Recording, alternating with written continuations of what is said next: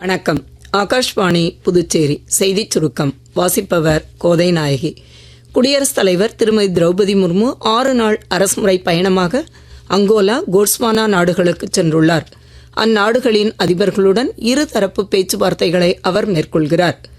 அந்நாடுகளின் நாடாளுமன்றத்தில் உரையாற்ற உள்ள குடியரசுத் தலைவர் அங்குள்ள இந்திய சமூகத்தினருடனும் உரையாடுகிறார். குடியரசு துணைத் தலைவர் திரு சி.பி. ராதாகிருஷ்ணன் இன்று கர்நாடகா மாநிலத்திற்கு செல்கிறார். அங்கு அசனில் உள்ள ஜெயின் துறவியும் ஆன்மீக தலைவருமான ஆச்சாரியா சாந்தி சாகர் மகராஜுக்கு மரியாதை செலுத்தி அங்கு நடைபெறும் மகராஜின் சிலை நிறுவுதல் விழா மற்றும் 4வது மலையின் பெயரிடும் விழாவிலும் அவர் பங்கேற்கிறார். பிரதமர் திரு நரேந்திர மோடி வரும் 11ஆம் தேதி 2 நாள் அரசுமுறை பயணமாக பூட்டான் செல்கிறார். இப்பயணத்தின் போது இந்தியா மற்றும் பூட்டான் இணைந்து உருவாக்கிய 1020 மெகாவாட் திறன் கொண்ட புனாட் சங்சு 2 நீர்மின் திட்டத்தை மன்னர் திரு ஜிக்மே கேசர் நம்கியல் வாங்சுவுடன் இணைந்து தொடக்கி வைக்க உள்ளார். புதுடெல்லியில் உச்சநீதிமன்றத்தில் நேற்று நடைபெற்ற சட்ட உதவி வழங்கும் வழிமுறைகளை வலுப்படுத்துவது குறித்த தேசிய மாநாட்டில் பிரதமர் திரு நரேந்திர மோடி உரையாற்றினார்.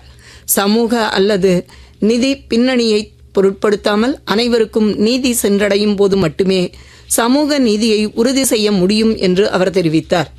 மத்திய அரசால் தொடங்கப்பட்ட சட்ட உதவி பாதுகாப்பு ஆலோசகர் அமைப்பின் கீழ் கடந்த 3 ஆண்டுகளில் கிட்டத்தட்ட 8 லட்சம் குற்றவியல் வழக்குகள் தீர்க்கப்பட்டுள்ளதாக பிரதமர் குறிப்பிட்டார்.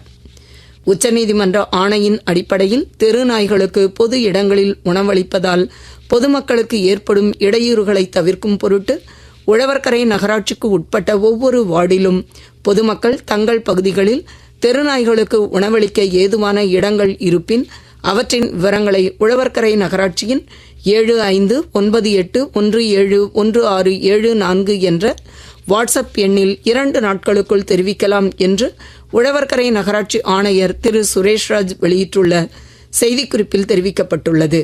இத்துடன் இந்த செய்திச் சுருக்கம் நிறைவு பெறுகிறது.